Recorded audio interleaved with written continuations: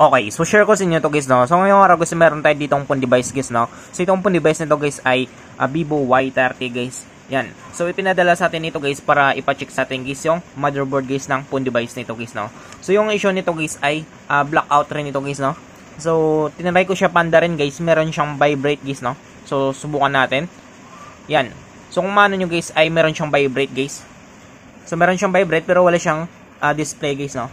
So, subukan natin guys i-charge kapag magkaroon siya guys ng light indicator guys. So, type C ito. Yan. So, meron siyang vibrate guys. Nagba-vibrate siya guys pero wala siyang display guys, no. Yan. So, hanggang vibrate lang siya guys. So, tanggalin natin ulit. Saksak natin ulit guys. Yan. So, nagba-vibrate siya guys, no.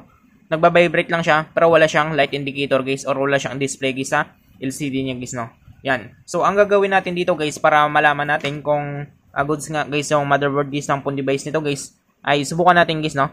Ay titest natin guys yung motherboard guys ng phone device nito guys. Yan. So, kapag mga nagba-vibrate guys, so possible guys 100%, may possibility guys na 100% guys buhay guys yung motherboard guys ng phone device na ito guys, no. So, para maano talaga natin guys, ma-sure natin. So, check natin guys yung motherboard guys ng phone device nito guys. So, pinapa-check sa atin ito guys, kaya gagawan na rin natin guys ng video natin guys, no. So, una natin gagawin dito guys ay bubuksan natin ito. So, tanggalin natin guys yung SIM tray nito guys, no. So, tanggalin natin guys yung SIM tray nito. Yan. So, meron pa siyang SIM card guys. So, tabi lang natin yan. Sunod natin dito guys ay dito guys, pwede tayo gumamit dito guys ng electronic liquid natin guys, no. Or pwede kayong gumamit guys ng heat gun nyo guys or hot air nyo guys, no. So sa akin guys, yung gagawin ko dito guys, gagamit na lang ako dito guys ng hot air natin guys, no. Or yung heat gun natin guys para mabilis tayo. So saksak na natin. So palambutin lang natin guys yung adhesive glue nito guys, no. Para mabuksan natin ito guys yung unit na ito guys. Yan. So, simulan natin.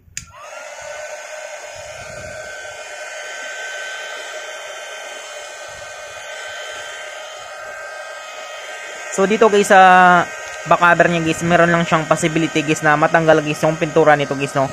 Kapag ganito guys yung, kapag ganito kaluma guys yung back cover niya guys sa likod guys. Yan. So, may tendency lang siya guys na matanggal guys yung mga pintura nito guys sa likod guys, no. Yan. So, nasabihan ko na rin guys yung ano nito guys, yung owner nito guys na may possibility guys, no, na matanggal guys yung or mabakbak guys yung pintura niya guys sa likod. So sabi naman guys ay okay lang naman guys, no. Ang importante guys ay ma-check natin guys, no, para mabila natin nito guys ng LCD guys or mapalitan natin to guys. Yan.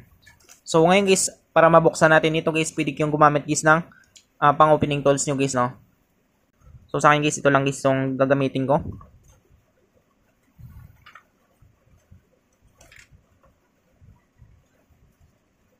So, malambot na siya guys, no.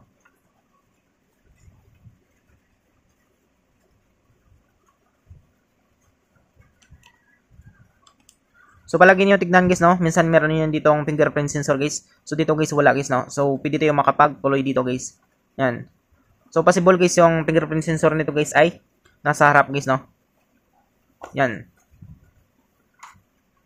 So, dandan tayo.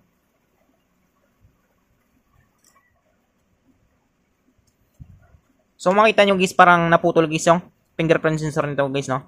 So, dandaan natin guys. So, possible guys na nabuksan na ito guys, no. So, hindi pa tayo nakaano guys, no, sa gitna guys. Nakapag gamit guys ng pang opening tools natin guys, no. Pero nakita ko guys na putol guys yung fingerprint sensor nito guys, no. So, makita nyo guys, silipin natin. Yan. So, makita nyo guys, putol guys yung fingerprint sensor nito guys, no. Yan. So, makita nyo guys, putol guys yung fingerprint sensor niya. So, possible guys na nabuksan na ito guys, no. So, dandaan natin. So, kung makita nyo guys, ay naputol guys yung fingerprint sensor niya guys, no. So, possible guys na naputol ito guys nung unang nagbukas nito guys, no. Makita nyo kasi guys, ay wala na siyang silyado guys, no. Yan. So, buksan natin to guys. So, naputol guys yung fingerprint sensor nito. Sayang. So, sunod natin guys, tanggalin muna natin ito guys yung mga bolts nito guys, no? Para mabuksan natin to guys.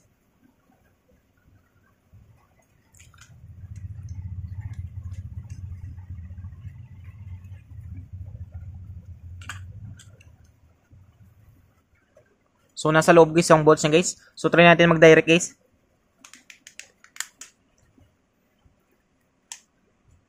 Yan. So, tanggal siya agad guys, no?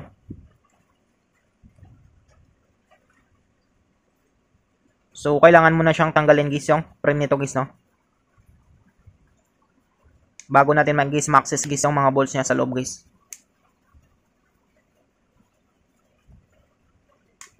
Yan.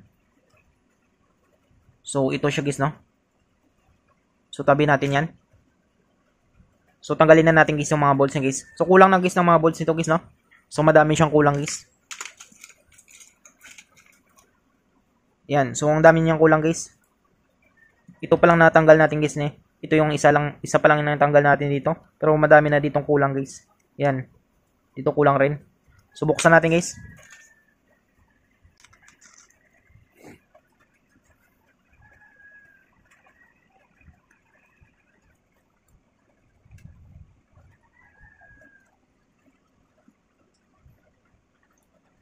So, ayan siya guys, no? So, natanggal natin guys lahat guys ang mga bolts niya. Subukan natin guys angatin. Yan. So, natanggal na siya guys. So, saglit lang natin natanggal guys, no? Kasi nga, ano lang siya guys, kulang guys ng mga bolts. So, sayang guys, naputol guys yung fingerprint sensor niya guys, no?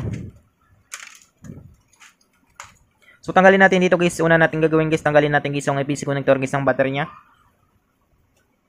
Yan. Or yung tinatawag natin guys na flexible printed circuit na ito guys. Tanggalin na rin natin guys yung EPC connector guys ng fingerprint sensor nito guys, no? So, tabi natin yan. So, dito guys ay check natin guys yung motherboard guys ng phone device nito guys, no? So, para sure tayo guys. So, dito guys gagamit tayo dito guys ng digital multimeter natin.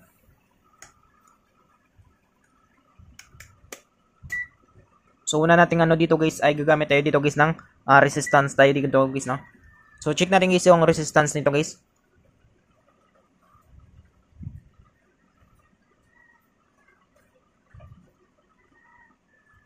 So, i-reading muna natin. Yan. So, yan. 4.3 guys. So, goods guys yung resistance niya guys kapag ganito guys yung reading niya guys, no? Yan. So, kapag yung reading niya kasi guys pataas ng pataas guys, so possible guys na meron siyang leak guys, no? Or meron siyang shorted guys sa motherboard nito guys. So, makita naman yung guys yung reading guys ng motherboard nito guys ay maganda guys yung reading nito guys, no? Subukan natin ulit. Resistance tayo guys.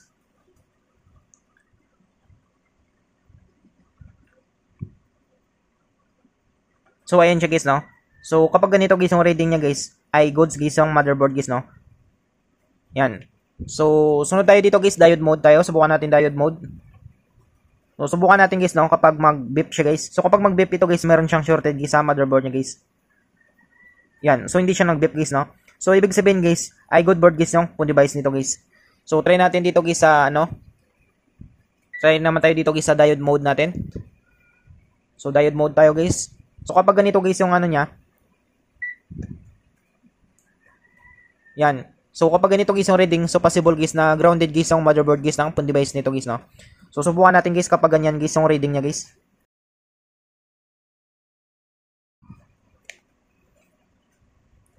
So, dapat guys thousands guys yung reading nito guys, no? Yan. So, 1.2 guys. So, goods guys yung reading guys ng diode mode dito guys, no? Yan. So, hindi siya grounded guys. So, yung phone device nito guys ay good board ito guys, no? So, kahit ano lang siya guys, kahit vibrate siya. So, dito natin malaman guys sa digital multimeter natin guys, no? Na good guys yung motherboard guys ng phone device nito guys. Yan. Subukan natin guys, test natin guys yung battery nito kung goods pa.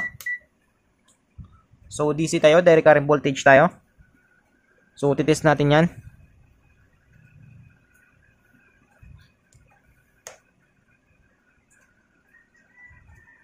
So, positive sa positive, negative sa negative. So, ayan siya guys, no?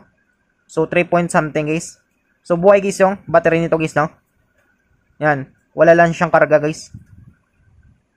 Yan. Sabi kasi guys ng may-ari guys ay blackout ito guys, no? Hindi na umaandar guys. Pero try natin ito guys palitan guys ng LCD guys sa susunod guys, no? So papakita ko rin sa inyo guys kung paano natin guys palitan ito guys ng bagong LCD guys. Kung tama guys yung reading natin dito guys sa digital multimeter natin guys. Yan.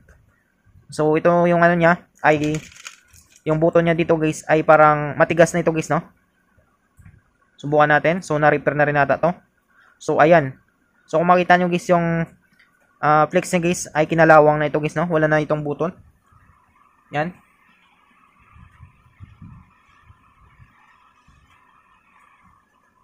So wala na siyang button guys, no? Dapat tatlo guys yung button nito. Isa, dalawa, tatlo dito guys. Pero wala na siyang button. So sama natin ito guys sa repair guys. Yan. So parang nabulok na guys yung button nito guys. Yan. So sasama na lang natin ito guys i-repair guys yung button nito guys sa susunod natin guys na video guys, no? Yan. So pinakita ko lang sa inyo guys kung paano natin guys na check guys yung phone device nito guys, no? Yan. So I hope guys na makatulong sa inyo itong video tutorial natin. Sa mga bago pa lang sa ating channel guys, no? Huwag natin kalimutan guys i-click guys yung subscribe at yung notification bell button para ma-update ko kayo guys sa susunod natin guys na video tutorial. Thank you guys and God bless sa lahat.